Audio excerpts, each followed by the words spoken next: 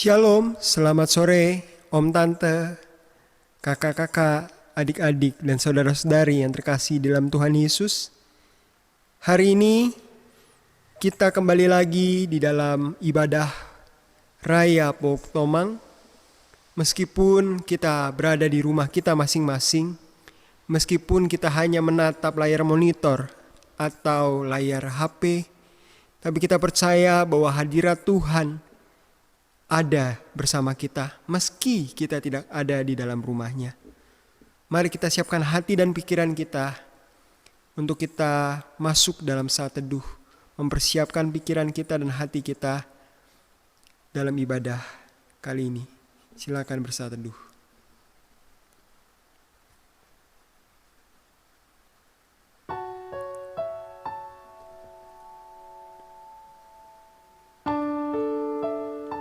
Pada suatu hari, ketika anak-anaknya yang laki-laki dan yang perempuan makan-makan dan minum anggur di rumah saudara mereka yang sulung, datanglah seorang pesuruh kepada Ayub dan berkata, "Sedang lembu sapi membajak dan keledai-keledai betina makan rumput di sebelahnya. Datanglah orang Syeba menyerang dan merampasnya serta memukul penjaganya dengan mata pedang. Hanya aku sendiri yang luput sehingga dapat memberitahukan hal itu kepada Tuhan." Sementara orang itu berbicara, datanglah orang lain dan berkata, "Api telah menyambar dari langit dan membakar serta memakan habis kambing domba dan penjaga-penjaga. Hanya aku sendiri yang luput sehingga dapat memberitahukan hal ini kepada Tuhan."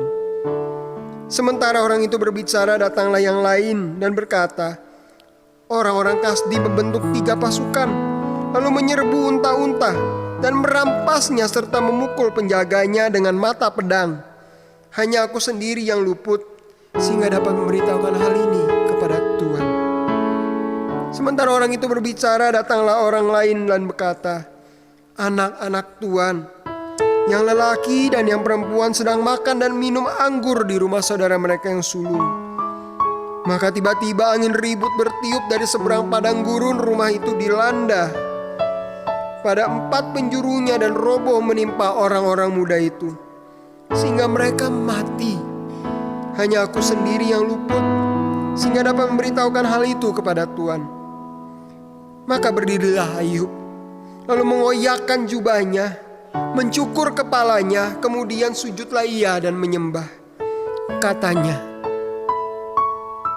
"Dengan telanjang aku keluar dari kandungan ibuku. Dengan telanjang juga aku akan kembali ke dalamnya. Tuhan yang memberi, Tuhan yang mengambil. Terpujilah nama Tuhan."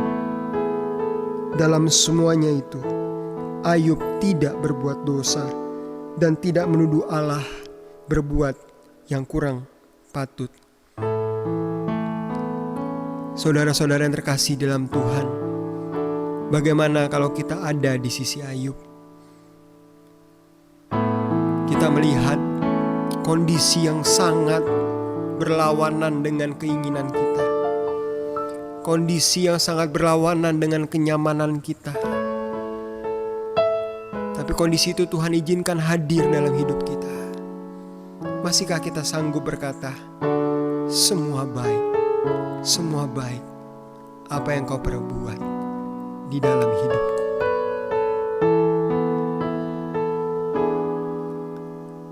Dari semula telah kau tetapkan hidupku dalam tangan-Mu, dalam rencana-Mu Tuhan.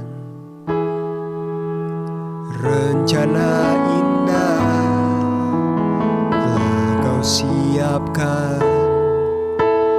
bagi masa depanku yang penuh harapan.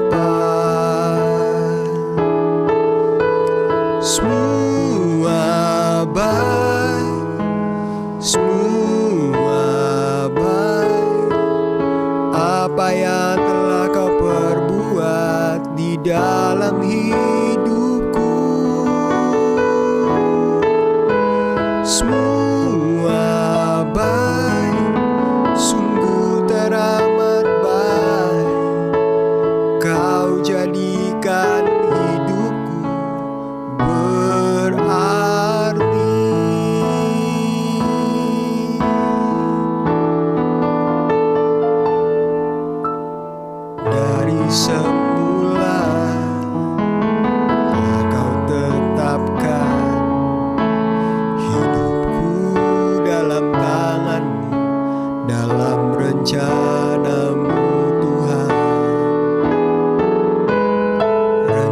rencana indah telah kau siapkan bagi masa depanku yang penuh harapan.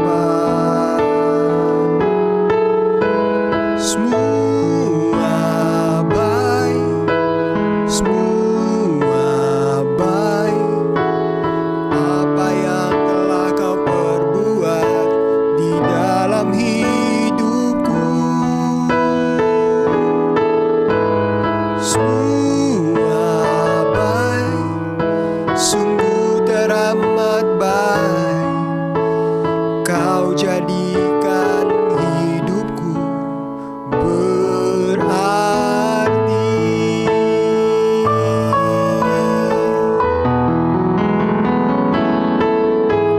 Semua baik, semua baik, apa yang telah kau perbuat di dalam hidupku.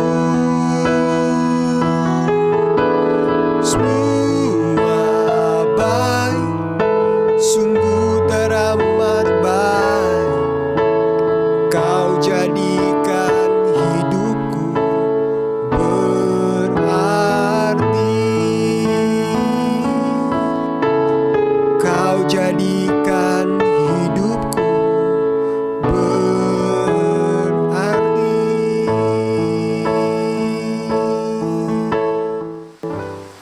Kita dapat melihat semuanya baik, mengatakan semuanya baik atas apa yang Tuhan perbuat bagi kita, karena penyertaan dari Allah Tritunggal. Hormat bagi Bapa, hormat bagi Anak, dan hormat bagi Sang Penghibur, ketiganya Esa. Hormat bagi Allah Bapa, hormat bagi Anaknya, hormat bagi Roh Penghibur, ketiganya yang Esa. Haleluya, puji Dia kini dan selamanya. Haleluya, haleluya, puji Dia kini dan selamanya.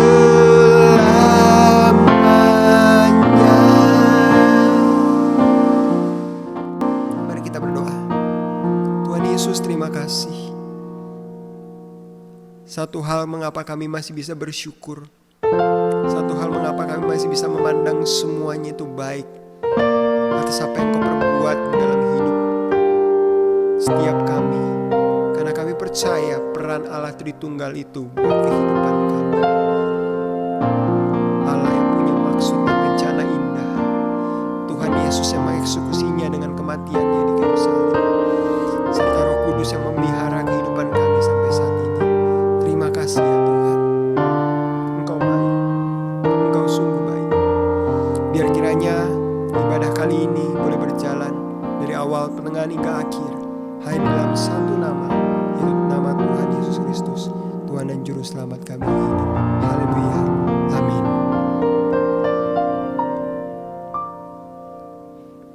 Kalau saudara saat ini menonton bersama suami istri atau saudara atau siapapun di kiri kanan saudara, kasih salam, katakan Tuhan Yesus baik. Mari saya undang kita berdiri dan kita sama-sama memuji Tuhan. Kita katakan bersyukurlah kepada Tuhan sebab Ia baik, bahwasanya selama-lamanya kasih setia.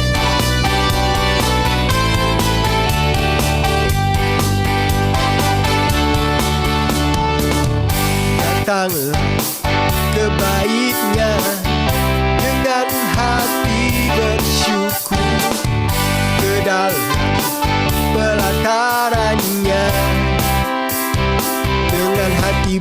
bersuka rasa, dan lihatlah betapa baiknya Tuhan bagi yang berlindung padanya.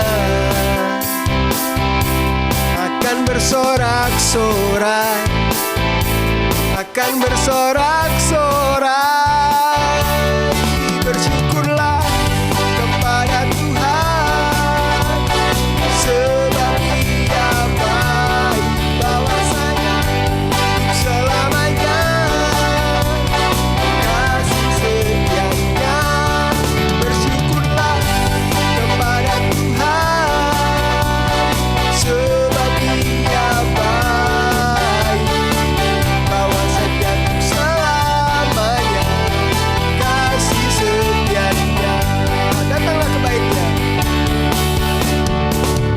datanglah ke baitnya dengan hati bersyukur, ke dalam pelatarannya dengan hati bersuka rasa, dan lihatlah betapa baiknya Tuhan bagi yang berlindung padanya. Akan bersorak-sorai, akan bersorak-sorai. Bersyukurlah kepada Tuhan, sebab Dia baik, bahwasanya selamanya kasih setianya. Bersyukurlah kepada Tuhan, sebab Dia baik, bahwasanya untuk selamanya kasih setianya. Bahwasanya untuk selamanya, bahwasanya untuk selamanya, bahwasanya untuk selamanya kasih setianya. Sama-sama katakan, bersyukurlah.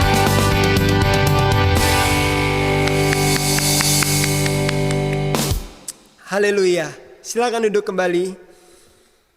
Wow, kita bersyukur Tuhan baik.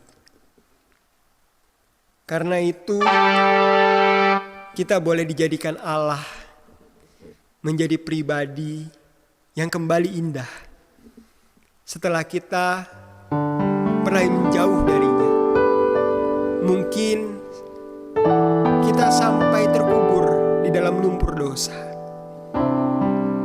tapi Allah mengangkat kita, menjadikan kita indah. Saatnya kita datang kepadanya. Kita mau dengar firman-Nya. Buka hati kita.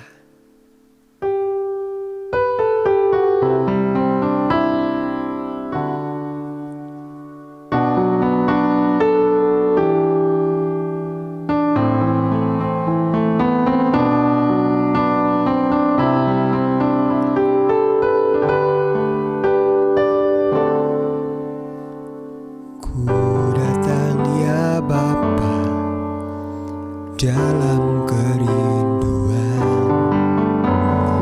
memandang keindahan-Mu, ku berikan segalanya, semuanya yang ada. Ku ingin menyenangkan hati-Mu, oh Tuhan.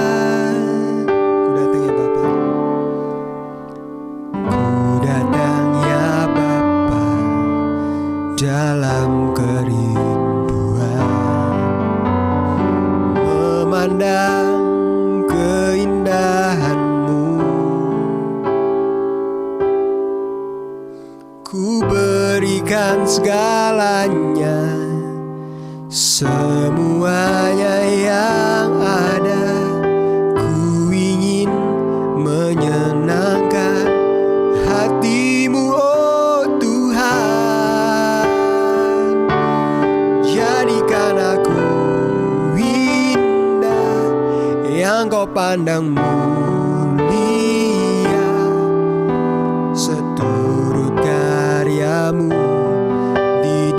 dalam hidupku, ajarku berharap hanya kepadamu, taat dan setia kepadamu, Tuhan. Terima kasih Tuhan Yesus. Kami mau benar-benar dan sungguh-sungguh masuk dalam hadirat-Mu. Bukalah hati kami Tuhan.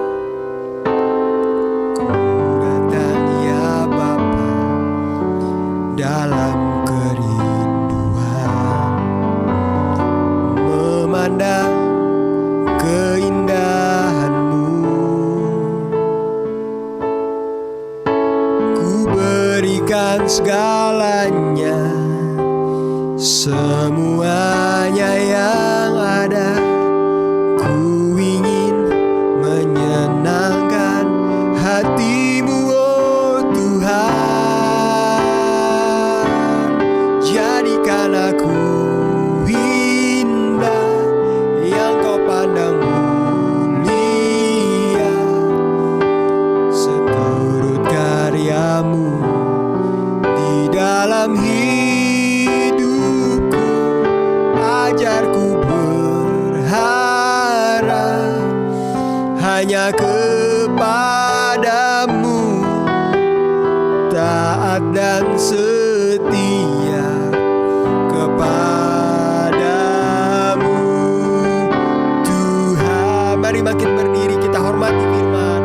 Jadikan aku indah yang Kau pandang mulia, seturut karya-Mu di dalam hidupku.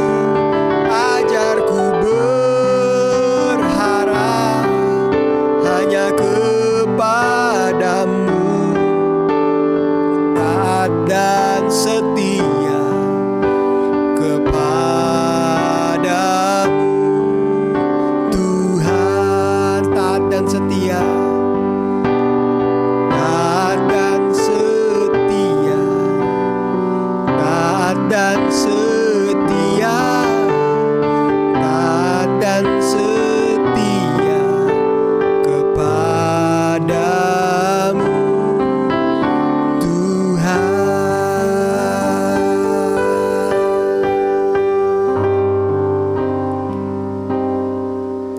Pak Pendeta dipersilakan untuk menyampaikan firman Tuhan. Mari kita bersatu di dalam doa. Kami mengucap syukur ya Tuhan untuk setiap kesempatan boleh kembali beribadah. Kami percaya kesempatan ini adalah anugerah dan rahmat dari Allah. Oleh sebab itu, biarlah ketika kami boleh merasakan anugerah-Mu di tengah ibadah kami hari ini, kiranya apa yang boleh disampaikan melalui kebenaran firman Tuhan boleh sungguh-sungguh mengubahkan dan menguatkan, bahkan menegur hidup kami yang seringkali jauh dari Tuhan. Kami bersyukur untuk adanya hari Minggu, hari di mana kami boleh kembali beribadah. Kalau di hari-hari biasa mungkin kami banyak distraksi dalam hidup ini, kami mungkin seringkali jatuh dan bangun, bahkan kami seringkali juga menjauhi kebenaran firman Allah dan menjauhi panggilan Tuhan. Tapi kami mengucap syukur adanya hari Minggu di tengah kami boleh kembali diarahkan masuk ke dalam panggilan Tuhan. Kami boleh kembali diarahkan menuju kepada panggilan sorgawi yang agung dan mulia dan kudus itu, untuk bisa menjadi semakin hari semakin serupa Kristus. Tuhan, tolong hamba-Mu untuk berkata-kata sebentar lagi agar kebenaran firman ini berasal dari hati Allah, sehingga setiap orang yang mendengarkan, setiap jemaat-Mu boleh dibangun imannya. Bagi mereka yang sedang merasa susah hati hari-hari ini dengan kondisi hidup yang bergumul mungkin, kiranya kebenaran firman-Mu boleh menguatkan setiap kami untuk semakin sungguh kepada Kristus. Bagi-Mu segala kemuliaan kekal selamanya, dalam nama Yesus Kristus Allah kami yang hidup. Haleluya, amin. Bapak saudara, shalom, selamat hari Minggu, puji nama Tuhan. Kalau hari ini kita masih boleh kembali beribadah, saya percaya bahwa tidak ada jarak di dalam hadirat Allah. Dan kiranya hari ini kita boleh kembali mendengarkan kebenaran firman Tuhan, dan kebenaran ini boleh sungguh-sungguh kita resapi, kita dalami, dan kita lakukan melalui pertolongan dari Allah Roh Kudus dalam hidup ini. Saya mendapatkan sebuah tema yang menarik hari ini dalam ibadah kita terkait tentang dibentuk untuk melayani. Saya ulang sekali lagi bahwa ibadah kita hari ini ada sebuah tema yang diberikan, yaitu dibentuk untuk melayani. Dan hari ini Bapak Saudara, ketika kita mendengar judul ini, mungkin kita berpikir dan bertanya bahwa kenapa perlu dibentuk untuk melayani. Mungkin ketika kita mendengar bahwa dibentuk untuk melayani, maka kita akan mulai berpikir, bukankah melayani hanya tinggal menjalankan tugas-tugas yang sudah diatur dan ditetapkan oleh gereja? Kenapa perlu ada pembentukan di sana?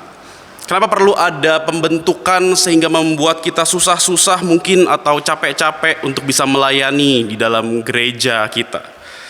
Bapak Saudara dikasih oleh Tuhan, jemaat sekalian yang saya kasihi, pertanyaan-pertanyaan tersebut adalah hal yang wajar ditanyakan sebenarnya jika kita memandang pelayanan hanya sekadar job deskripsi. Kalau bagi kita pelayanan hanya sekadar job deskripsi atau tugas semata, maka tak heran kita memandang pelayanan hanya sebatas tugas, dan tentu kita bisa bertanya, kenapa perlu dibentuk untuk melayani? Tapi pertanyaannya ialah, apa iya pelayanan seperti itu yang Allah kehendaki? Apa iya pelayanan-pelayanan yang sifatnya hanya sebatas job deskripsi adalah pelayanan yang Allah inginkan untuk kita lakukan? Itu pertanyaannya. Saya tidak bilang bahwa pelayanan yang sebatas tugas-tugas belaka adalah hal yang salah, tidak. Tapi kita juga harus mengerti bahwa sebagai orang Kristen, sebagai anak Tuhan yang dewasa, kita harus mengerti betul apa yang Allah inginkan dan kehendaki di dalam panggilan kita untuk melayani Tuhan. Gagal menemukan esensi dalam pelayanan, tentu semuanya akan berantakan. Pondasi salah, maka rubuh semuanya.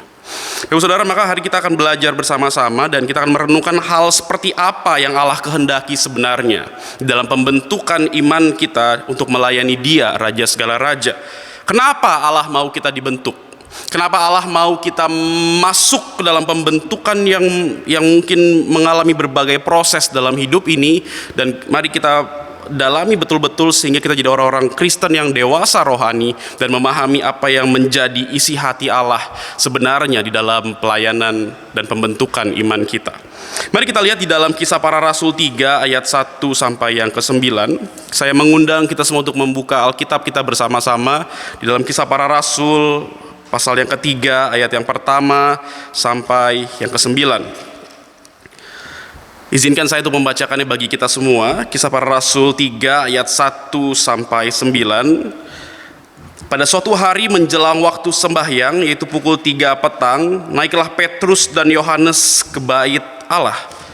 Ayat yang kedua, di situ ada seorang laki-laki yang lumpuh sejak lahirnya sehingga ia harus diusung. Tiap-tiap hari orang itu diletakkan dekat pintu gerbang bait Allah yang bernama Gerbang Indah untuk meminta sedekah kepada orang yang masuk ke dalam bait Allah. Ayat yang ketiga, ketika orang itu melihat bahwa Petrus dan Yohanes hendak masuk ke bait Allah, ia meminta sedekah. Mereka menatap dia dan Petrus berkata, "Lihatlah kepada kami." Lalu orang itu menatap mereka dengan harapan akan mendapat sesuatu dari mereka. Tetapi Petrus berkata, "Emas dan perak tidak ada padaku, tetapi apa yang kupunyai kuberikan kepadamu. Demi nama Yesus Kristus orang Nazaret itu, berjalanlah." Ayat yang ketujuh, lalu ia memegang tangan kanan orang itu dan membantu dia berdiri. Seketika itu juga kuatlah kaki dan mata kaki orang itu. Ia melonjak berdiri lalu berjalan kian kemari dan mengikuti mereka ke dalam bait Allah, berjalan dan melompat-lompat serta memuji Allah. Seluruh rakyat itu melihat dia berjalan sambil memuji Allah. Lalu mereka mengenal dia sebagai orang yang biasanya duduk meminta sedekah di gerbang indah bait Allah, sehingga mereka takjub dan tercengang tentang apa yang telah terjadi padanya. Bapak Saudara sekalian dikasih oleh Tuhan, jemaat yang saya kasihi, kita melihat bahwa dari kisah ini kita menemukan betul-betul bagaimana Petrus melayani orang yang membutuhkan kasih Tuhan. Dari kisah ini kita menemukan ada 4 unsur ternyata secara dasar dalam melayani Tuhan, atau 4 unsur dasar dalam pelayanan yang saya sebut, yang akan membuat kita mengerti kenapa kita perlu dibentuk untuk melayani. Jadi pertanyaan bahwa kenapa harus dibentuk dalam pelayanan, kenapa harus melalui pembentukan untuk bisa masuk dalam pelayanan, setidaknya kita harus mengerti ada 4 unsur dasar dalam pelayanan. Gagal mengerti unsur-unsur penting tersebut, maka kita akan juga jadi orang Kristen yang gagal memahami kenapa perlu dibentuk di dalam iman Kristen kita untuk melayani Allah segala Raja. Yang pertama, jika kita melihat bahwa Petrus berkata, emas dan perak tidak ada padaku, tetapi apa yang kupunyai kuberikan kepadamu, demi nama Yesus Kristus orang Nazaret itu berjalanlah. Saudara yang dikasih oleh Tuhan, kita melihat bahwa hal yang pertama yang terpenting dalam unsur pelayanan kita menemukan bahwa ternyata ada sumber ilahi di dalam sebuah pelayanan. Itu yang mungkin seringkali membuat kita berpikir dan bahkan mungkin lupa sebagai orang Kristen di dalam pelayanan kita bukanlah produsen, tapi kita hanyalah penyalur atau distributor kasih dan kuasa Allah. Kita seringkali melayani orang-orang, melayani gereja, bahkan aktif di dalam persekutuan orang Kristen. Kita hanya berpikir bahwa kekristenan kita, pelayanan kita hanya sebatas produsen, dan kitalah sumber dari pelayanan kita. Saya nggak pernah lupa bagaimana murid-murid Yesus ketika di dalam kisah 5 roti 2 ikan. Jika Bapak Ibu Saudara ingat kisahnya, ketika hari sudah mulai gelap dan murid-murid itu justru melihat ada kebutuhan untuk makan bagi orang banyak tersebut, mereka justru berkata kepada Yesus dan bilang, "Guru, biarkan saja mereka pulang karena uang kita nggak cukup," kata Filipus. "Biarkan mereka pulang dan mereka bisa mencari makan sendiri." Murid-murid berpikir bahwa itulah ide terbaik hari itu, sehingga mereka berpikir, "Sayalah produsen dari seluruh pelayanan saya ini." Padahal jika kita tahu dan percaya kita hanyalah penyalur kasih dan kuasa Tuhan, seharusnya murid-murid dengan rendah hati berkata kepada Yesus, "Guru, apa yang mesti kita lakukan ya?" Murid-murid kan tentu sudah ikut Yesus cukup lama dan mereka sudah lihat Yesus membuat mujizat berbagai hal. Masa iya mereka nggak percaya Tuhan? Seharusnya dengan rendah hati mereka berani menghampiri Yesus dan mereka berkata, "Guru, ini sudah malam, mereka belum makan, tolong lakukan sesuatu." Dalam iman percaya, seharusnya mereka berkata serendah hati itu kepada Tuhan dan mereka percaya ada sumber ilahi di dalam pelayanan mereka. Tapi faktanya ternyata murid-murid memiliki ide tersendiri karena mereka merasa sayalah atau kamilah produsen, bukan penyalur kuasa Tuhan. Mari kita periksa hari-hari ini hidup kita. Apakah di dalam aktivitas kita yang banyak tentang pelayanan kita seringkali merasa bahwa kita adalah sumber dari pelayanan kita. "Oh, dekorasi ini bagus karena saya loh. Semua recording ini, musik itu, asyir di sana, penyambutan kunjungan jemaat bisa berjalan karena siapa? Karena saya." Kita lupa bahwa kita bukanlah produsen, tapi kita hanya penyalur kasih Tuhan. Maka hal pertama yang perlu dibentuk di dalam pelayanan kita adalah belajar memahami bahwa kitalah hanya sebatas penyalur kasih Tuhan. Kita perlu dibentuk untuk mengetahui sumber ilahi atau karunia apa saja yang Tuhan titipkan kepada kita. Maka pembentukan pertama kali selalu berbicara tentang motivasi hati kita dan bagaimana kita mencari tahu apa yang Allah titipkan kepada saya untuk bisa melayani gerejanya, umatnya, tentu melayani Allah itu sendiri. Bapak Saudara, saya nggak pernah lupa bagaimana ketika saya memutuskan untuk jadi seorang hamba Tuhan di tengah masa remaja saya. Saya adalah seorang remaja yang memiliki hidup yang rusak tadinya. Papa mama saya adalah keluarga yang tidak harmonis. Papa saya punya uang, mama saya ibu rumah tangga, tapi mereka selalu berantem di rumah.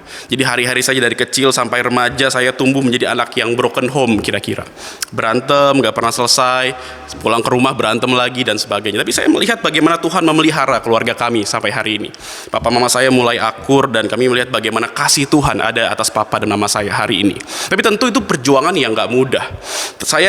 Ketika saya lahir baru, ketika saya bertobat dan menyerahkan hidup saya sama Tuhan sungguh-sungguh untuk mendoakan keluarga saya memutuskan, Tuhan, saya mau jadi hamba Tuhan. Saya bilang, Tuhan, saya mau jadi seorang teolog sekaligus juga pastor hamba Tuhan yang menggembalakan jemaat-Mu dengan hati yang sungguh-sungguh. Ketika saya memutuskan jadi hamba Tuhan, Tuhan bertanya kepada saya, apa yang mau kamu lakukan? Saya merasa dalam hati saya hari itu Roh Kudus bertanya, kamu mau apa sebenarnya dalam hidup ini?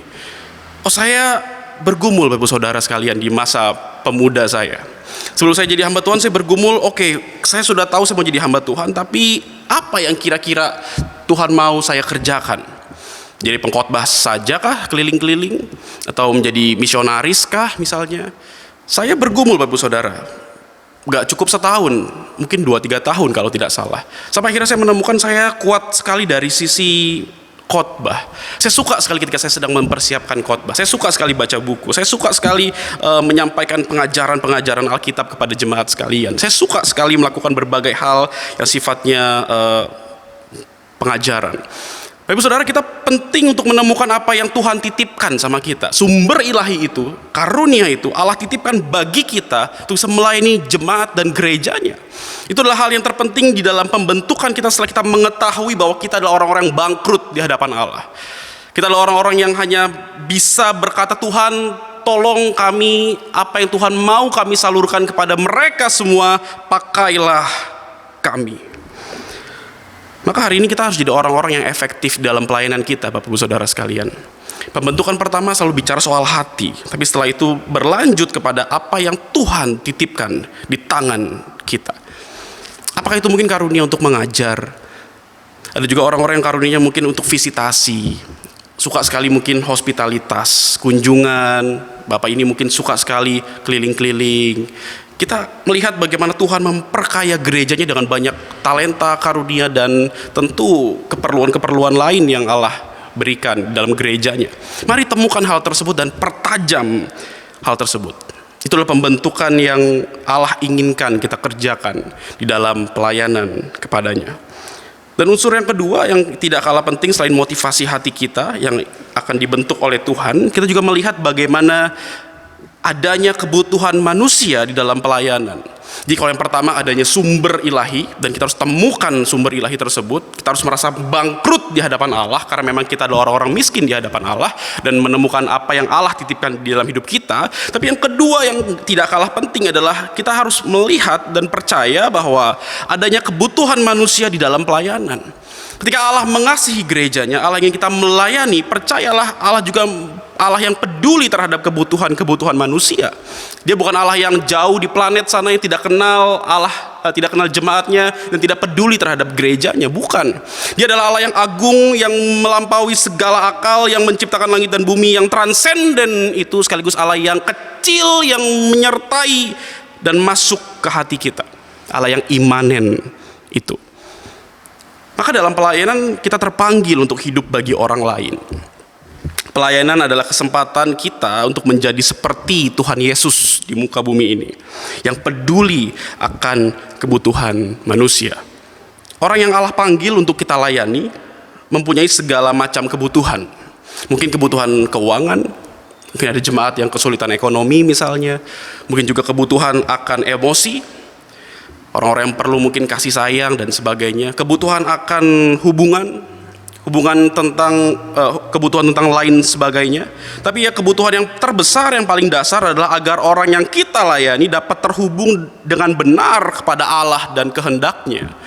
Maka penting sebagai pelayan Tuhan kita membentuk diri kita untuk belajar aware atau peduli akan kebutuhan sekitar kita. Kita akan jadi orang Kristen yang sangat egois ketika kita tidak peduli apa yang orang sekitar kita perlukan dan butuhkan. Kita melihat ada jemaat yang sakit misalnya, kita melihat ada jemaat yang sungguh-sungguh perlu keuangan. Mari kita bicarakan, mari kita doakan, mari kita tolong mereka.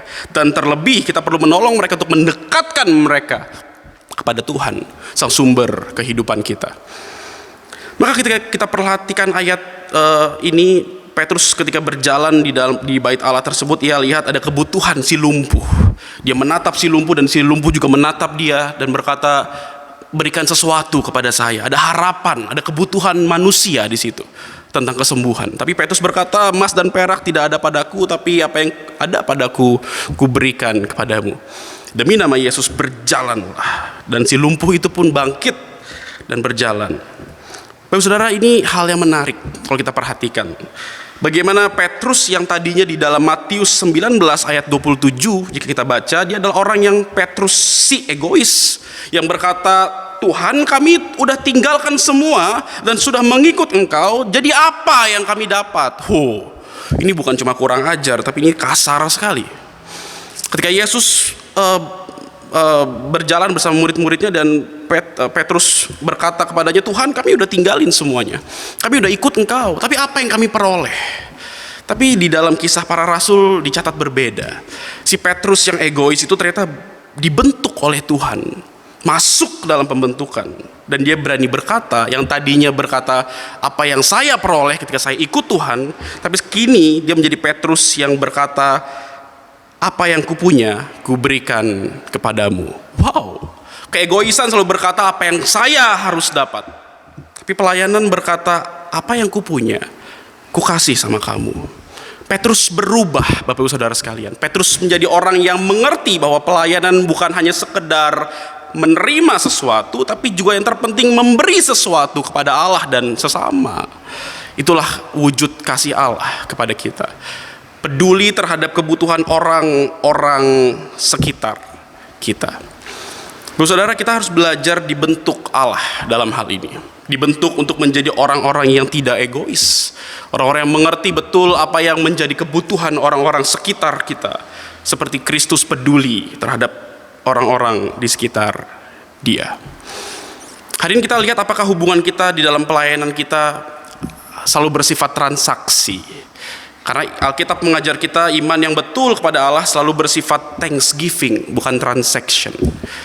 Allah dulu, baru kita kasih kepadanya. Jangan dibalik, dari kita dulu agar Allah berkati kita. Jangan. Ibadah yang sejati selalu berbicara logike latreia, atau Allah dulu, baru kita respon. Tapi faktanya seringkali di dalam pelayanan kita adalah orang-orang yang selalu berkata, apa yang saya dapat dari gereja ini? Apa yang bisa saya dapat dari pelayanan ini? Tapi Petrus, si egois itu, dia berubah. Dia menjadi orang yang tidak lagi egois dan tidak lagi berkata, Tuhan, apa yang ku dapat ketika aku mengikut Engkau? Tapi dia berubah jadi Petrus yang rendah hati, yang dengan jiwa yang betul-betul mencintai Allah dan sesama, dia berkata, apa yang ku punya ku berikan kepadamu, demi nama Yesus berjalanlah. Dan kita melihat si lumpuh itu berjalan. Saudara, penting sekali untuk kita mengerti bahwa ada kebutuhan di sekitar kita, dan pelayanan adalah selalu berbicara tentang bagaimana kasih Allah tersalur bagi kebutuhan-kebutuhan orang-orang di sekitar kita. Yang ketiga, unsur yang terpenting kenapa kita perlu dibentuk juga dalam pelayanan adalah karena kita melihat bagaimana pelayanan adalah saluran kasih. Jadi kalau yang pertama tadi kita percaya ada sumber ilahi di dalam pelayanan, yang kedua berbicara ada kebutuhan di sekitar kita, manusia-manusia atau teman-teman kita atau keluarga kita bahkan. Yang ketiga berbicara pelayanan selalu berada di dalam saluran kasih Tuhan. Maka penting sekali ketika Petrus melayani si lumpuh, kita melihat ia bukan hanya membuatnya dapat kembali berjalan dengan kuasa Tuhan, tapi juga kita menemukan bagaimana ia sedang menyalurkan kasih Allah. At the end, si lumpuh berjalan dan memuliakan Allah dan hidupnya berubah selamanya. Bayangkan, dia gak pernah berjalan, tapi dia menjadi orang yang bisa berdiri, bahkan berlari di bait Allah. Dia bukan saja sembuh dari sakitnya, tapi ia menerima kasih Allah. Seringkali kita merasa bahwa kita tidak mampu mengasihi orang lain sebenarnya. Tapi Pak Pendeta bicara menyalurkan kasih, saya itu gak kayak Yesus hati saya. Saya itu adalah orang yang, kalau Yesus ya bisa lah ya mengasihi orang lain, tapi saya itu gak bisa Pak Pendeta. Kalau Yesus bisa basuh kaki, bisa baik sama orang lain, ya itu ya Yesus lah ya, dia Tuhan gitu. Tapi saya manusia biasa, ini saya gak bisa. Seringkali kita merasa bahwa kita tidak mampu mengasihi orang lain seperti Yesus mengasihi. Dan pertanyaannya, kenapa kita sering merasa begitu? Kenapa kita tidak bisa menjadi penyalur kasih yang sempurna kepada orang-orang di sekitar kita? Karena kita selalu berusaha menjadi produsen kasih, harusnya menjadi penyalur kasih. Ketika orang yang kita layani menjengkelkan kita misalnya, atau mengecewakan kita, udah saya layani, udah saya jenguk, udah saya besuk, dia mengecewakan kita, dia menjengkelkan kita. Hal pertama yang biasa kita lakukan adalah berdoa agar dia berubah, bukan? Dan saya percaya itu adalah hal yang kurang tepat, Bapak Saudara. Loh, kok kenapa kurang tepat? Karena sebagai penyalur kasih seharusnya kita berdoa bukan minta dia berubah, tapi kita harus berdoa agar Tuhan menambah kasih kita kepada mereka. Betul, kita harus mendoakan agar orang itu berubah. Betul, kita harus mendoakan agar dia bertobat. Betul, kita harus mendoakan dia agar dia semakin dekat kepada Allah. Tapi faktanya ketika dia menjengkelkan kita, ketika jemaat yang kita layani sedang membuat kita kesal mungkin, atau mengecewakan kita, atau mungkin mengkhianati kita dalam pelayanan, hal yang terpenting sebagai penyalur kasih, kita harus berdoa kepada Tuhan, Tuhan berikan saya kasih yang lebih untuk bisa mengasihi mereka. Kita terlalu terburu-buru untuk mendoakan orang itu agar mereka berubah, tapi kita lupa berdoa bahwa tidak kalah penting mendoakan diri sendiri untuk minta Tuhan melimpahkan kasih yang lebih agar kita bisa melimpahkan kasih Tuhan kepada mereka. Seorang penyalur paham betul bahwa dia hanyalah pipa saluran. Tapi seorang produsen, dia paham betul bahwa kamu harusnya tidak menyakiti saya. Apa yang terjadi? Akhirnya sudah 10 tahun gereja pahit hati. Tinggalkan gereja itu, tinggalkan pendeta itu. Dia nggak peduli sama saya. Karena kita sering berusaha menjadi produsen, bukan penyalur. Saya berdoa hari ini bagaimana kita jadi orang-orang Kristen yang melayani Tuhan. Kita belajar dibentuk untuk bukan hanya melihat kebutuhan sekitar kita, tapi kita dibentuk menjadi orang-orang yang juga paham betul bahwa kita adalah penyalur kasih Allah. Saya nggak pernah lupa bagaimana saya diubahkan dengan sebuah cerita yang sangat menyentuh hati saya tentang seorang Doug Nichols. Pak Nichols ini adalah seorang Amerikan. Dia mengidap kanker usus dan dokter memvonis dia bahwa kamu tinggal 30% kemungkinan selamat. Ketika dia mendengar itu, Nichols berkata, yang benar dokter. Waduh, 30% mah, wah sedih sekali, hati dia hancur Bapak Saudara. Ketika dokter memvonisnya, ya mungkin nggak lama lagi lah umurnya, 30% bisa apa? Dan akhirnya Nichols pulang dengan hati yang hancur, dan dia bercakap-cakap dengan istrinya. Dan pada suatu malam ketika dia dan istrinya sedang menonton TV, Nichols dan istrinya melihat di berita televisi tersebut bahwa ternyata di Rwanda sedang ada perang saudara, dan kurang lebih korban pembantaian itu sekitar 1 juta orang yang tewas. Ketika berita itu ditonton oleh Nichols dan istrinya, mereka berdua adalah orang-orang yang cinta Tuhan, mereka adalah orang yang takut Tuhan, dan mereka berkata satu dengan lain, percakapan suami istri, dan mereka bilang, hatiku gak tahan lihat pembantaian 1 juta orang. Dan berita di televisi itu menunjukkan sisa-sisa pembantaian itu, orang-orang yang masih hidup itu mereka mengungsi kepada kem-kem pengungsian, yang ternyata juga di kem-kem itu banyak penyakit kolera dan sebagainya, dan ternyata 50.000 orang meninggal. Jadi udah bayangkan, udah dibantai 1 juta orang wafat gitu ya, sisa-sisanya pergi ke kem-kem pengungsian. Ternyata di kem-kem tersebut mungkin saking kotornya, mungkin saking ramenya, ada penyakit kolera dan sebagainya, demam berdarah mungkin, malaria mungkin, meninggal pula 50.000 orang. Nichols gak tahan, dia berkata sama istrinya, kita harus pergi ke sana. Dia kemasi barang, dia bawa dia kontak teman-teman yang dokter, perawat dan sebagainya. Mereka bikin satu tim yang cukup besar jumlahnya, pergi ke Rwanda, ke kem-kem pengungsian yang mereka layani bersama tim dokter yang ia bawa dan rekan-rekan medis lainnya. Tiba di sana mereka melakukan pelayanan, yang sakit ditandu gitu ya sama orang-orang lokal setempat, dibawa ke rumah sakit, diberi obat dan sebagainya. Kurang lebih mungkin seminggu berjalan, tiba-tiba pada suatu malam ada seorang lokal di sana berkata, Pak, kita punya masalah, katanya. Loh, kenapa? Karena orang-orang yang kita pekerjakan setiap hari untuk menandu orang-orang sakit, itu mereka mogok bekerja mulai besok. Loh, kok bisa? Nichols bertanya, kenapa? Kok mogok kerja? Ya karena mereka merasa mereka udah di dalam kamp pengungsian dan upah mereka terlalu kecil. Mereka minta kalau besok tidak dinaikkan upahnya, mereka akan stop, tidak lagi ingin membantu kita, tidak ingin lagi menandu orang-orang sakit tersebut. Biarkan saja mereka tewas semuanya. Dan ketika masalah itu terjadi disampaikan kepada Nichols lalu berpikir, ya sudah, besok saya coba bicara kepada mereka semua. Dan betul, keesokan harinya Nichols berbicara di tengah banyak orang-orang itu, bapak-bapak penduduk lokal setempat, dan tentu ditemani oleh seorang penerjemah. Dan Nichols berkata seperti ini sama mereka, bapak-bapak sekalian yang saya kasihi, saya nggak pernah jadi bapak-bapak, kata dia. Saya nggak pernah merasakan apa yang bapak-bapak rasakan. Dibantai, lihat pembantaian, perang saudara, musibah besar, banyak orang tewas, bahkan sekarang mesti ngungsi, terpisah dengan sanak saudara. Saya nggak pernah merasakan apa yang Anda rasakan. Yang saya pernah rasakan hanyalah saya divonis dokter, saya kena kanker usus, umur saya tinggal 30% lagi, dan saya cuma bisa bersimpati sampai situ.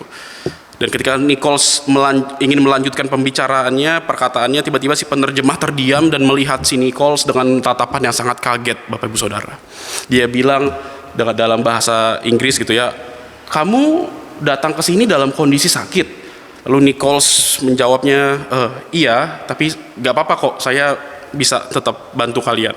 Lalu si penerjemah ini berkata lagi, jadi doktermu mengizinkan kamu ke sini dengan umurmu yang tinggal 30% itu?" Dan si Nichols bilang, "Iya, tapi it's okay, kita bisa kok tetap lanjutkan." Tiba-tiba si penerjemah ini dia berkata dengan bahasa Rwanda kepada seluruh bapak-bapak dan hadirin yang hadir di sana, dan berkata dalam bahasa mereka tentunya, "Saudara-saudara sekalian, tahukah Anda bahwa orang ini bukan keluarga kita, bukan sanak kita. Dia nggak kenal kita siapa sebelumnya. Tapi dia rela datang ke sini untuk mengorbankan seluruh sisa hidupnya yang dia divonis tinggal 30% lagi untuk melayani kita semua. Apakah kita tidak malu bagaimana kita orang-orang yang dilayani justru malah protes minta naik gaji?"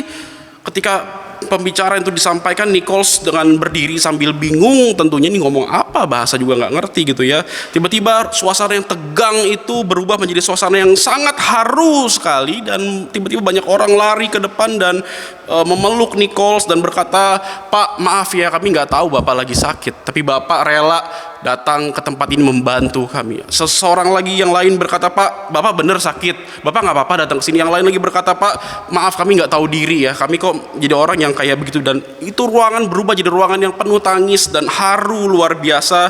Mereka mengapresiasi apa yang Nichols lakukan, padahal Nichols berpikir, "Saya nggak lakukan apa-apa." Keesokan harinya tiba-tiba mereka kembali bekerja. Dan camp pengungsian itu berubah menjadi camp yang sangat hangat suasananya, dan banyak orang disembuhkan dan terima Tuhan. Banyak orang percaya Yesus hari itu. Nichols hanya terdiam dan berpikir, "Aku nggak lakukan apa-apa. Aku hanya berpikir bagaimana mereka bisa terima kasih Tuhan." Bapak Saudara, dari cerita ini saya belajar sesuatu yang mengubahkan hidup saya sampai hari ini. Kita sering lupa bahwa kita hanya penyalur, titik. Jangan ditambahin. Kita bukan produsen kasih. Kita bukan orang-orang yang seharusnya jadi bos yang menuntut kasih orang lain harus perfect sama kita. No, kita hanya penyalur, Bapak Ibu Saudara. Biarkan kasih Allah yang agung dan hangat itu memenuhi kita, dan agar kita bisa salurkan kepada orang-orang yang perlu kasih Tuhan. Dan lihatlah, si lumpuh berjalan dan banyak orang memuliakan Allah. Yang terakhir, kenapa kita perlu dibentuk dalam pelayanan kita? Kita menemukan bahwa ternyata pelayanan harus berujung kepada kemuliaan Allah.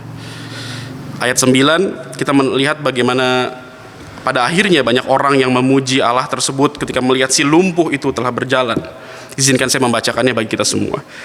Seluruh rakyat itu melihat dia berjalan sambil memuji Allah. Wow, ini peristiwa yang luar biasa sekali.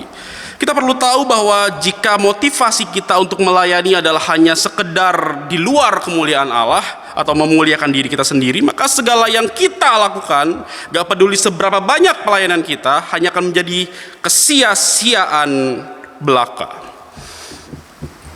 Jadi kalau kita pelayanan dan fokusnya bukan kemuliaan Tuhan, maka sia-sialah pelayanan kita. Gak peduli khotbah beribu-ribu kata sampai pingsan di mimbar karena kelelahan. Gak peduli worship leader atau liturgis menyanyikan 100 lagu atau puluhan album sekaligus, tapi kalau bukan untuk kemuliaan Tuhan, sia-sialah seluruh pelayanan kita. Disitulah kita perlu dibentuk, Bapak Ibu Saudara, untuk melihat bagaimana seluruh yang kita kerjakan harus diarahkan kepada Allah.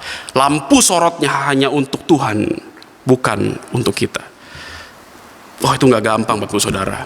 Sebagai orang muda dan sebagai pengkhotbah, saya sering sekali merasa bahwa red carpet itu hanya untuk saya. Oh, saya bertobat, Bapak Ibu, dari pelanggaran-pelanggaran yang saya lakukan. Saya belajar sama Tuhan, Tuhan ampuni saya ketika saya seringkali merasa sombong rohani. Saya merasa orang lihat saya bisa khotbah, saya pendeta, saya juga mungkin teolog, tapi juga saya lupa bahwa saya adalah orang-orang bangkrut di hadapan Allah. Saya lupa lampu sorot tersebut hanya boleh diarahkan kepada Tuhan dan bukan untuk saya. Kita perlu dibentuk dalam hal ini. Kita harus memahami betul seluruh pelayanan kita sesibuk apapun harus berujung kepada kemuliaan Tuhan.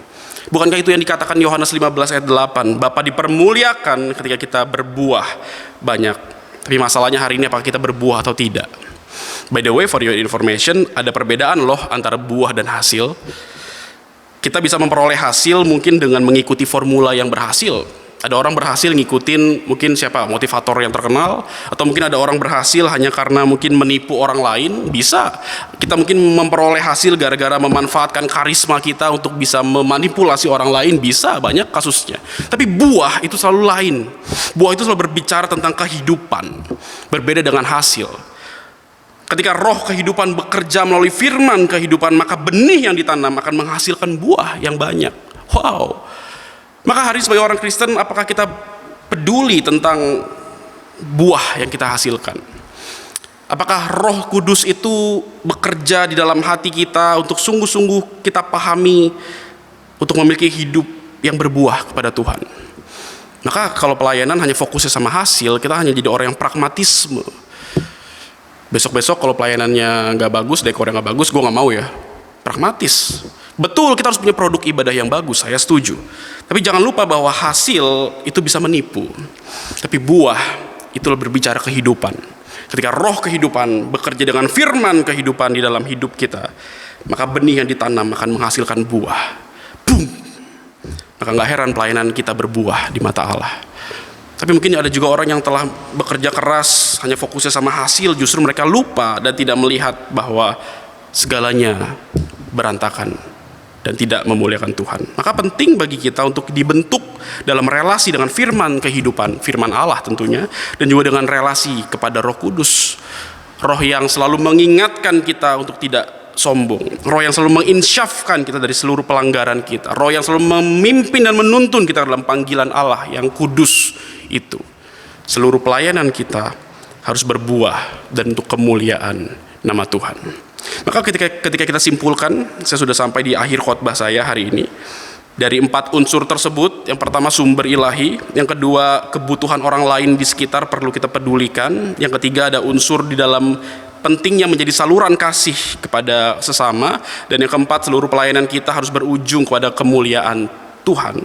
Kita bisa menyimpulkan bahwa pelayanan bukanlah sesuatu yang kita lakukan untuk Allah, melainkan sesuatu yang Allah lakukan di dalam dan melalui kita. Jadi jangan dibalik. Kita sering berpikir pelayanan adalah sesuatu yang dari kita untuk Allah. Tar dulu, sebentar. Kita bisa menyimpulkan bahwa pelayanan bukanlah sesuatu yang kita lakukan untuk Allah. Kita adalah orang-orang bangkrut, Bapak Ibu. Kita nggak bisa bikin 5 roti 2 ikan jadi 12 bakul, nggak bisa. Kita nggak bisa nyembuhin si lumpuh menjadi berjalan, nggak bisa. Kita orang yang miskin di hadapan Allah. Jadi pelayanan adalah sesuatu yang membuat kita berpikir ulang seharusnya, untuk melihat sesuatu yang Allah lakukan dalam kita dan melalui kita untuk kemuliaan Tuhan. Itulah pelayanan. That's why, karena itu dibentuk di dalam kita dan melalui kita sebagai saluran kasih-Nya, penting sekali untuk kita masuk ke dalam pembentukan Tuhan. Dan hal ini juga yang disampaikan di dalam Filipi 2 ayat 13, bukan? Karena Allah lah yang mengerjakan di dalam kamu baik kemauan maupun pekerjaan menurut kerelaannya. Oleh sebab itu penting bagi kita untuk dibentuk di dalam melayani Tuhan. Saya berdoa hari ini, kita semua sudah mungkin belum pelayanan, atau Anda sudah masuk ke dalam pelayanan, kiranya 4 unsur ini menjadi sesuatu yang memagari kehidupan kita untuk fokus kepada Tuhan. Percaya bahwa ada sumber ilahi dalam pelayanan kita. Temukan, mungkin karunia, mungkin talenta yang Allah berikan kepada hidup kita. Temukan sumber ilahi tersebut. Semuanya dari Tuhan. Kita orang-orang bangkrut di hadapan Dia. Yang kedua, kita harus percaya bahwa adanya kebutuhan orang lain di sekitar kita. Itulah pelayanan. Gak pernah untuk melayani diri kita sendiri, tapi untuk memuliakan nama Tuhan dan melayani sesama kita. Dan yang ketiga, unsur yang terpenting juga adalah kita adalah saluran kasih. Kita bukan produsen kasih, Bapak Ibu. Kita nggak bisa. Kita nggak bisa mengusahakan kasih kita selalu palsu. Tapi kita bisa menjadi saluran kasih Bapa bagi sesama kita. Yang keempat, yang terakhir, kita perlu memahami bahwa pelayanan kita harus berujung kepada kemuliaan Tuhan. Oleh sebab itu kita perlu dibentuk untuk melayani Allah. Kita berdoa.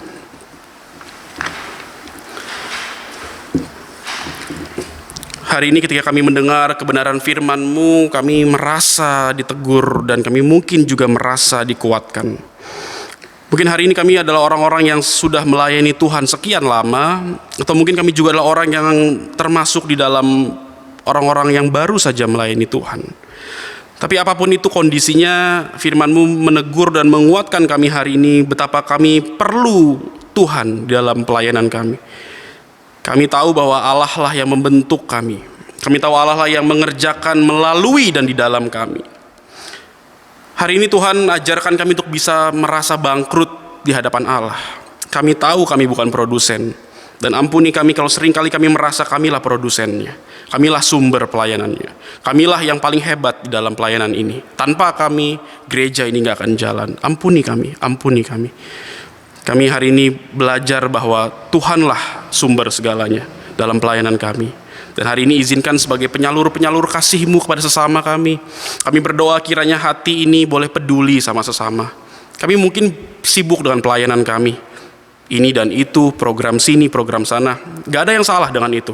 Tapi seringkali kami adalah orang-orang yang lupa bahwa ternyata di sekitar kami ada kebutuhan orang lain. Seperti si lumpuh itu yang menatap mata Petrus dan mengharapkan sesuatu di dalam hatinya. Dan Petrus pun membalas tatapannya dengan mujizat di dalam kuasa Allah. Karena Petrus percaya Allah mengasihi si lumpuh ini. Bapak di sorga, hari ini ajar kami untuk sungguh-sungguh seperti Petrus yang bisa menyalurkan kasih Tuhan kepada sesama kami. Dan jadi orang-orang yang juga diubahkan Tuhan seperti Petrus. Orang yang tadinya berkata, apa yang kami dapat dalam pelayanan? Menjadi orang-orang yang diubahkan dan berani berkata, apa yang kami punya justru kami berikan kepadamu. Ampuni kami ya Tuhan, kalau seringkali kami adalah orang-orang egois dalam pelayanan kami. Kami tinggi hati mungkin, tapi hari ini kami percaya ada pengampunan di dalam nama Tuhan. Biarkan kami boleh datang sekali lagi berlutut di depan Tuhan dan berkata, Tuhan ampuni saya, ampuni kami. Dan Roh Kudus kiranya boleh sungguh-sungguh mengubahkan hati kami sekali lagi. Hamba-Mu berdoa bagi jemaat sekalian yang mendengarkan dimanapun mereka berada. Kiranya Roh Kudus boleh menguatkan setiap langkah hidup mereka. Kiranya Roh Kudus boleh terus membentuk mereka dalam pelayanan dan dalam kedewasaan iman. Dan kiranya Roh Kudus boleh sungguh-sungguh menolong mereka, jemaat Tuhan, untuk sungguh-sungguh boleh semakin hari serupa dengan Kristus. Demi nama Yesus. Amin. Bapak Ibu Saudara sekalian, kita tiba dalam doa syafaat. Dan di dalam doa syafaat hari ini kita punya beberapa pokok doa. Kita akan doakan beberapa pokok doa yang akan saya pimpin sebentar lagi. Mari kita berdoa syafaat. Ya Tuhan, kami mengucap syukur bahwa kami adalah orang-orang yang masih diberi kesempatan untuk bisa berdoa. Karena kami percaya di dalam doa-doa kami lah itu relasi kami kepada Tuhan. Dan biarkan ketika kami berelasi kepada Tuhan, kami juga tak lupa untuk membawa beberapa pokok doa yang kami rindukan di dalam hati kami. Kami berdoa hari ini Tuhan, pertama bagi bangsa dan negara kami. Mungkin di tengah situasi yang carut marut, di tengah kondisi yang tidak menentu hari-hari ini, banyak ketidakpastian di dalam bangsa dan negara kami, dalam kondisi kami hari-hari ini. Kami percaya Tuhan pegang kendali. Kami percaya Tuhan menguatkan kami untuk bisa melalui segalanya untuk kemuliaan Tuhan dan bukan untuk kami. Hamba-Mu berdoa bagi jemaat sekalian yang sedang mengalami sakit penyakit, mungkin resesi ekonomi, pergumulan hidup lainnya yang hamba nggak tahu. Tuhan boleh jamah dan tolong mereka. Secara khusus kami berdoa bagi pemulihan kesehatan bagi Ibu Enita Sofia, Ibu Oli Suhendro. Kiranya Tuhan yang boleh menolong mereka dalam pemulihan kesehatan mereka. Kalau mereka mengkonsumsi obat-obatan, Tuhan yang boleh kuduskan obat-obatan tersebut. Kalau mereka ke dokter, Tuhan yang boleh memberikan hikmat kepada dokter untuk bisa mendiagnosa dengan baik dan dijauhkan dari malpraktek ya Tuhan, sehingga mereka boleh menjadi orang-orang yang dipulihkan secara baik dalam pasca pemulihan. Dan lebih dari itu kami berdoa di tengah pemulihan kesehatan mereka, Tuhan boleh menjumpai mereka. Mereka boleh ketemu wajah Tuhan di tengah masa istirahat mereka.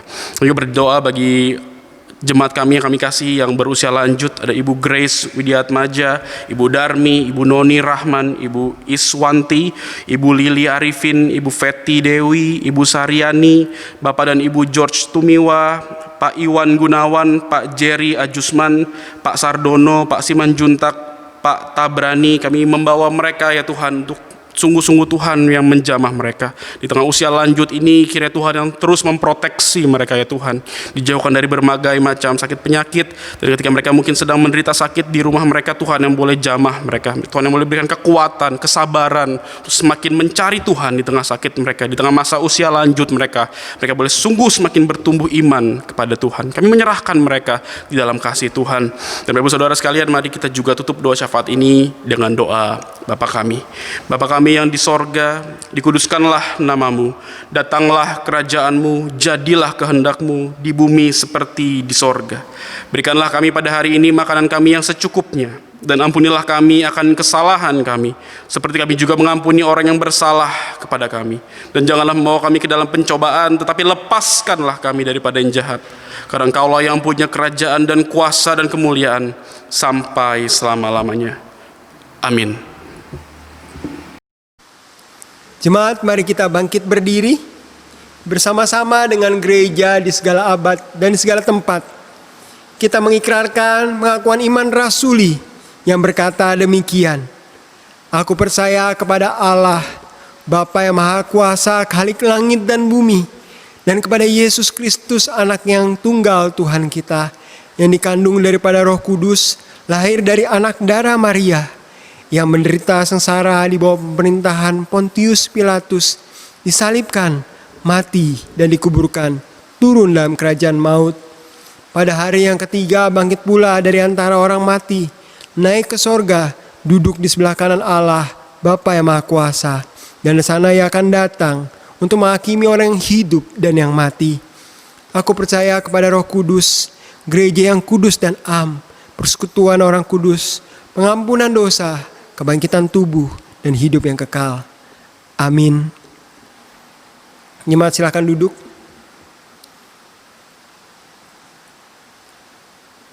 Bagi jemaat yang ingin memberikan persembahan, dapat memberikannya dengan dua cara. Yang pertama, jemaat dapat memberikan melalui nomor rekening yang akan muncul pada layar saudara, atau saudara bisa mengumpulkannya dan akan diberikan bersama-sama pada saat kita beribadah bersama di dalam gereja. Demikianlah persembahan kita, dan warta jemaat Minggu 27 September 2020, pelayan firman Tuhan pada kebaktian Minggu 27 September 2020 telah dilayani oleh Bapak Pendeta Angga Putra. Segenap persekutuan menyampaikan rasa terima kasih atas pelayanannya. Tuhan memberkati baik pelayanan maupun segenap keluarga. Firman Tuhan pada kebaktian Minggu 4 Oktober 2020 akan dilayani oleh Evangelis Stellaria Teguh Sukmana MTH. Marilah kita doakan untuk persiapan dan pelayanannya, dan marilah kita menghadirinya. Demikianlah warta jemaat telah disampaikan. Kini tiba kita di penghujung ibadah. Mari saudara-saudara sekalian, kita sampai kepada satu pengertian bahwa Allah telah memilih kita. Karena itu bersyukurlah, karena kita dipilih. Hingga hari ini kita masih bisa melayaninya.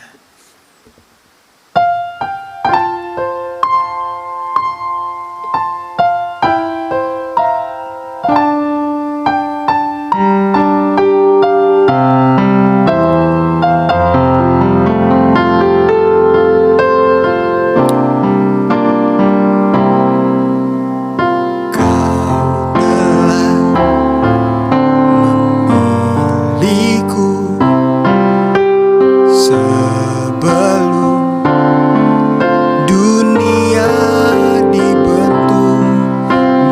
Betapa aku bersyukur padamu, ya Tuhan Allahku. Kau telah memanggilku sebagai alat kerajaanmu. Betapa aku bersyukur padamu atas kemurahan-Mu. Jadikan aku bait suci-Mu yang kudus dan yang tiada bercela. Jadikan aku mesbah doa-Mu bagi keselamatan bangsaku. Kita makin berdiri sama-sama katakan, jadikan aku bait suci-Mu yang kudus dan yang tiada bercela. Jadikan aku mesbah doa-Mu bagi keselamatan bangsaku, bagi keselamatan gerejaku, bagi keselamatan gerejaku, bagi keselamatan keluargaku, bagi keselamatan keluargaku. Ibadah akan ditutup oleh doa penutup dan berkat dari Pak Pendeta. Jemaat sekalian, kita sudah tiba dalam penghujung ibadah kita, dan marilah kita terima berkat yang datangnya dari Tuhan. Kiranya Allah berjalan di sampingmu sebagai seorang sahabat di kala suka ataupun duka, dan kiranya Allah berjalan di belakangmu untuk mendorongmu dengan cinta kasih-Nya yang besar, dan kiranya Allah berjalan di depanmu untuk menuntunmu ke dalam panggilan-Nya yang kudus. Terimalah berkat terbaik dari Allah Bapa di sorga, serta cinta kasih dari Tuhan Yesus Kristus, juga pemeliharaan, pertolongan, penghiburan, damai sejahtera dari Allah Roh Kudus, yang akan menyertai hidupmu dan hidupku dari sekarang sampai Maranatha, Tuhan datang kedua kalinya. Terimalah berkat ini dan nikmatilah berkat ini, karena Dia adalah Allah yang baik, dan jadilah saksinya yang berani dimanapun engkau berada. Dalam nama Yesus Kristus Allah kami yang hidup. Amin. Bapak, terima kasih.